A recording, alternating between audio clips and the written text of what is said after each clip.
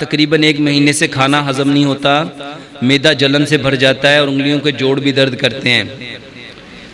इसका बेहतरीन इलाज, अगर हम सिर्फ़ और सिर्फ प्यारे पैगंबर जनाब मोहम्मद सल्लल्लाहु अलैहि वसल्लम का जो खाने का तरीका है, अगर हम उसको अपना लें तो मैदे के जितने अमराज हैं मेरे भाइयों वो सारे के सारे ख़त्म हो सकते हैं। मैदे के जितने अमराज हैं इसको समझो। आज से कई हज़ार साल पहले एक शख्स आए थे, उनका नाम हकीम लुकमान है। अगर कुरान में अल्लाह ताला किसी का नाम इज्जत से ले दे तो वो हमारे लिए काबिल एहतराम हो जाते हैं। हकीम लुकमान का सिर्फ नाम नहीं आया बल्कि एक पूरी सूरत हकीम लुकमान के नाम की उतरी। और आज हम में से कितने हैं जो हकीम लुकमान के तरीकों को, जिंदगी को, उनके बारे में जानते हैं? मेरे भाइयों, पूरा यूनान, ये जो तिब्बे यूनानी है, ये जो ग्रीक, उसमें पूरे का पूरा यूनान आज हकीम लुकमान के तरीकों को फॉलो कर रहा है और अपने मसाइल को हल कर रहा है। हकीम लुकमान ने फरमाया था अपने बेटे को नसीहत करते हुए, ए बेटा, दांतों का काम कभी आंतों से ना लेना, दांतों का काम कभी आंतों से ना लेना। और दूसरी जगह आपने फरमाया, बेटा ये जो मैदा है ना, ये बदन का सरदार है, ये बदन का सरदार है। जिस इंसान के बदन का सरदार कमजोर पड़ गया उसकी रियाया खुद ब खुद कमजोर पड़ जाएगी। मैदा सरदार है, सरदार कवि होगा, खाना हजम होगा, खाना हजम होगा तो ताकत मिलेगी, दिमाग को भी, दिल को भी, फेफड़ों को भी, गुर्दों को भी, आंतों को भी, हड्डियों को भी, गोश्त को भी। नजर तेज होगी, आवाज मजबूत होगी, समात मजबूत होगी। जब मैदा मजबूत होगा तो क्या फरमाया आपने? दांतों का काम कभी आंतों से ना लेना। और प्यारे पैगंबर जनाबे मोहम्मद सल्लल्लाहु अलैहि वसल्लम के तरीके को देखो। इमाम इब्ने कय्यम फरमाते हैं, खाने में आपने फरमाया, ये जो कुरान की आयत है, वकुलू वशरबू वला तुसरिफू, आपने फरमाया इस आयत के अलावा अल्लाह ताला अगर तिब के लिए कुछ भी ना उतारता, ये एक आयत काफी थी। और खाओ और पियो और इसराफ ना करो। क्या मतलब होता है इसराफ का? ज्यादती ना करो। और आज जितने लोगों के मैदे खराब हैं, एक वजह है, फितरत को बदला। मेरे भाई, अल्लाह ताला ने पूरी कायनात के जानवरों को देखो, सारे जानवर फितरत के मुताबिक जिंदगी गुजारते हैं। कोई जानवर खाने में पानी नहीं पीता, इसीलिए बीमार नहीं होता। और हम लोग पानी क्यों पीते हैं? क्योंकि हम खाने को चबाते नहीं।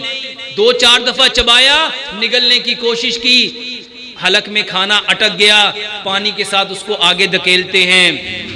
सिर्फ तरीका समझ लो, खाना खाने से आधा घंटा पहले पानी पियो, खाना खाने के 1.5 घंटा बाद पानी पियो और एक लुकमे को 32 बार चबाओ। जितने दांत हैं, आज की मॉडर्न मेडिकल साइंस कहती है दांत 4 तरह के हैं, 1 नोक वाले, 2 नोक वाले, 3 नोक वाले, 4 नोक वाले।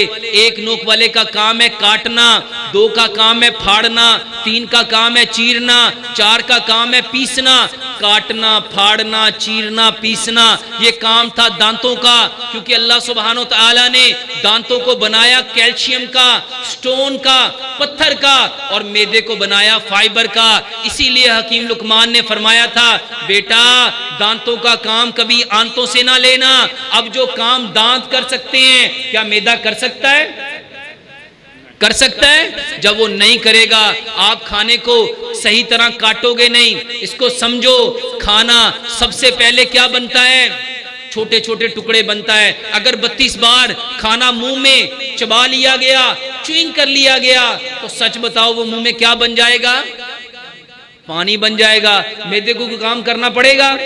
मैदे का बेहतरीन इलाज है, खाने में पानी छोड़ दो। कोई जानवर खाने में पानी नहीं पीता, इसीलिए बीमार नहीं होता। और खाने को 32 बार चबाओ, खाने को 32 बार चबाओ। और तीसरी बात मेरे भाइयों, कोई जानवर असर के बाद खाना नहीं खाता। कभी देखा किसी चिड़िया को, किसी कबूतर को, किसी लाली को, किसी परिंदे को, किसी जानवर को कि वो असर गुजरने के बाद आपको जमीन पे नजर आए?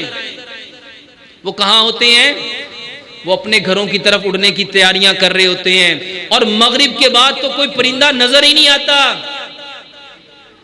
मेरे भाइयों, आज की मॉडर्न मेडिकल साइंस कहती है ये जो मैदा है ये अपने सारे के सारे अफ़आल सूरज के साथ शुरू करता है। जब सूरज गुरूब हो जाता है तो मैदा अपना काम करना बंद कर देता है। और आज आपको एक हिकमत की बात बताता हूँ, मजे की बात, पते की बात बताता हूँ।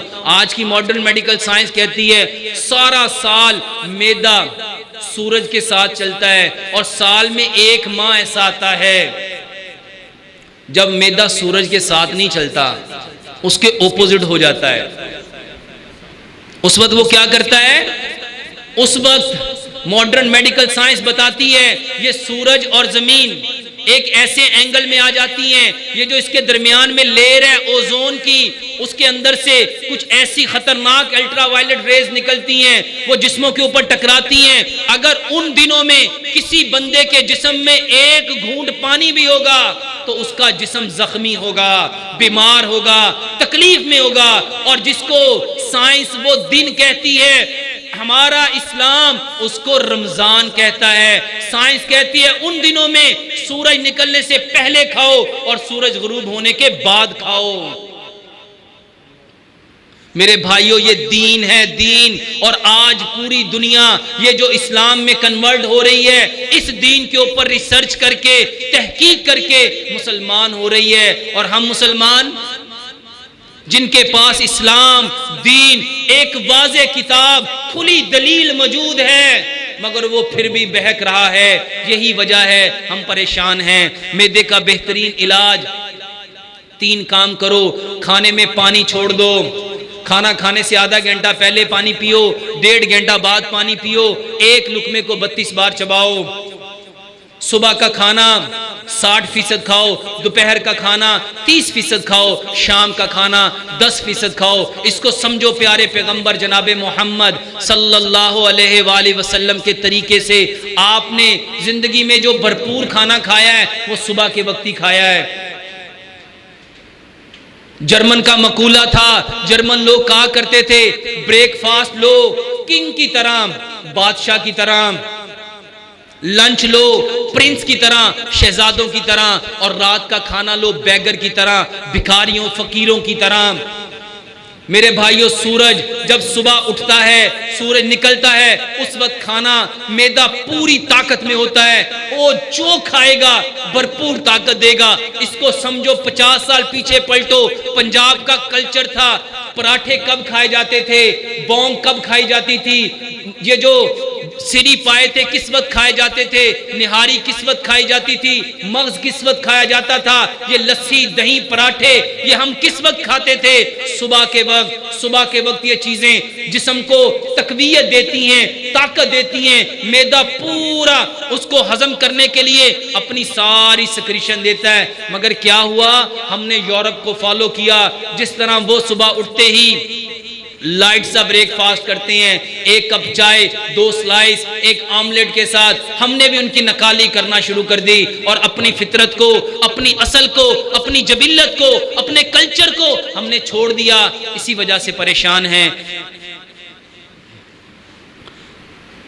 मेरे